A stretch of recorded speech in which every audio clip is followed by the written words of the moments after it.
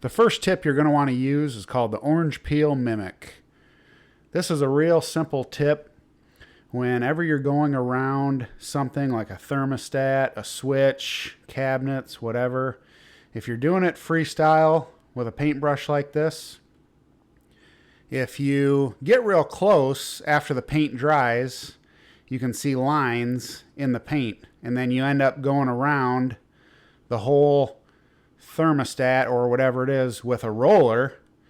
Well, the roller is going to create an orange peel texture, like you can see the glare on the wall there, that orange peel, but then you'll have the brush marks around the thermostat. And so there's a real simple way to fix this.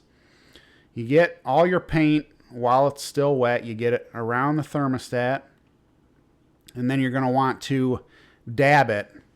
And by dabbing it, this is going to give you a finished orange peel look. When you get up close, it's very visible. You can see the orange peel just by dabbing it. So I'll be dabbing it here in a moment, and then you'll be able to see just by the reflection. That's the dab right there. This is going to give you an orange peel mimic that when you get up close to it, you can see it. You won't see the lines anymore. It'll look like you took a torpedo roller, or you were able to get the roller right up to it. And so that's the main thing. That's the first tip. This is what the pros do. You can see right there, it's getting orange peel all the way around, that orange peel texture, orange peel finish, just by doing a simple dab like that. I was painting a hospital, and I learned this technique to give you a nice finish, and that's it. That's the first tip. So the second tip is paint into the ceiling. And so now when you're going to try to cut a line in on a ceiling like this, a lot of people, even myself, what I used to do is I would just go up to the ceiling. But what you really want to do is you want to go about a 1/16 of an inch up into the ceiling. See how I'm doing that right there? I'm actually going up into the ceiling. I know it sounds crazy, but I'm telling you, it works. When you go up into the ceiling like that, when you get off the ladder and step back and look at the wall, you can't see that the paint actually went up into the ceiling.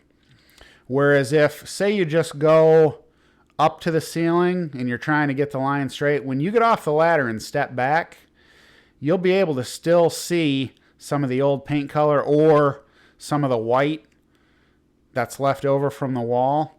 And so whenever you go to cut in, just go just 1/16 of an inch up onto the ceiling. Try it in a closet if you don't believe me. Go into a closet and cut a line in and go a little bit up the ceiling, and then you step back and look at it, and you can't tell. This is what all the professionals do. A gentleman that painted for a living, he showed me this technique probably 15 years ago, as sometime maybe in 07, 08. He showed me this technique. He said, I was painting and I wasn't going up the ceiling, and when you got off the ladder and looked back, it didn't look like a straight line. The line was kind of squiggly. You could see a little bit of the white from the wall still, and he showed me this technique. He said, go up, just go up onto the ceiling just a little bit. You'll never see it when you're up close to the wall. You'll never even notice it, and when you step back and look at the wall, it'll just look like a perfect straight line. And sure enough, he was right. I tried it, looked back, and I said, wow, I can't believe it. It's totally, it's a nice, it looks like a perfect straight line. So I've always done that. It's always worked well. And that's always been how I've done it ever since then. So give it a shot. This is what the pros do. And I've had other painters tell me the exact same trick. They always say, go up when you're cutting in a line, and it's two different colors like this, the brown wall with the white ceiling, just go up into the ceiling just a little bit. Now with how expensive everything has been getting, you almost have to do all these home remodeling things on your own. So we're just trying to help you save some money. Tip number 3, use paint and primer. So this is a bathroom here. Now this is just from the moisture. This is a shower. And so what happens is you take a shower, and we got the fan on, but you're still going to get water. And the builder, this house was built in 99, the builder used a flat paint. And so this is not a roof leak. That's a nail pop right there where that drywall's popping out. But this is not a roof leak because it's in multiple spots. And when you get a roof leak, what'll happen is it'll rain and your ceiling will get wet and it'll stay wet for days. If it's just a moisture buildup like this, it's usually wet for a few hours and then it's gone. And so here you can see I'm scraping the paint off the ceiling, just letting it drop down into a, I don't know what you'd call that, the paint tray or whatever. I'm letting it drop into the paint tray, and we're going to apply some mud here. And so when you apply the mud, whenever I do paint jobs, pretty much about 97, 98, 99% of the time, there's always mud repairs. Whether it's just a few nail pops or maybe where a picture was hanging and I cover that with mud, or it's a repair like this where we're going to be using quite a bit of mud. And so I always use a paint plus primer.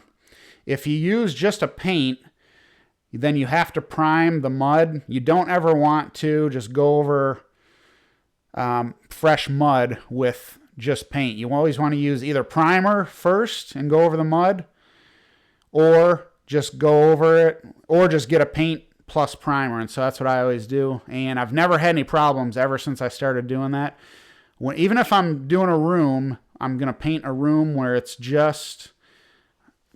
there's a few little just small areas where I use mud. I'll still get a whole gallon of paint plus primer. They run about, if you get a gallon from Home Depot, it's maybe I think it's $35 or $36 it's the Behr paint plus primer.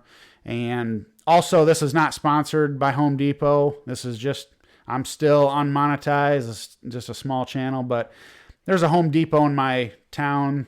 And so I usually I go to, if you hear me mention Home Depot, that's what I'm talking about. I go to Home Depot. That's what I get. But I get a paint and a primer. And I've never had any issues. But if you try to paint over mud with just a regular paint, it'll eventually will flake up or bubble up.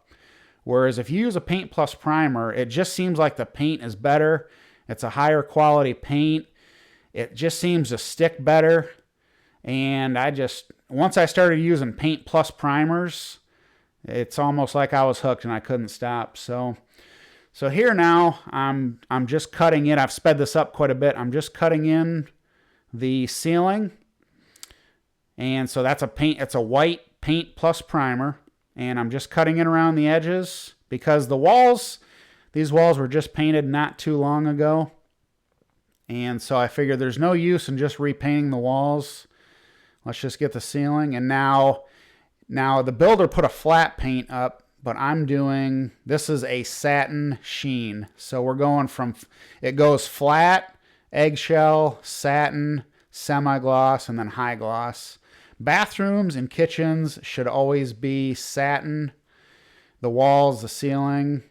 Now, when you get into bedrooms can be, I do a lot of eggshell for the walls. So for the ceilings, you can always do flat, except for bathrooms and kitchens. But you do ceilings in flat. You do walls in eggshell. When you start getting into kitchens and bath, you go satin on the walls and the ceiling. And then your doors and trim are always going to be semi-gloss or high gloss, depending on what kind of look you're going for. Semi-gloss is good. It cleans up real easy. Now, if you use semi-gloss on like ceilings and walls, it will show all kinds of any type of mistake, or maybe like a mud seam where the two pieces of drywall come together. You'll see it with semi-gloss or gloss. Flat paint will hide a lot of problems. And so a lot of builders, to cut costs and to hide problems, they'll do ceilings in flat, and that's not a good idea in a bathroom. So this bathroom here, I turned into a double shower maybe a few years ago, and I started painting where the shower is. I did that in the satin, but then I never got to the rest of the ceiling. So here we're doing the rest of the ceiling. We're finishing it up in satin. So now it'll be really nice and watertight with this. So that's what we do. But that's the 3 main tips for to paint like a pro.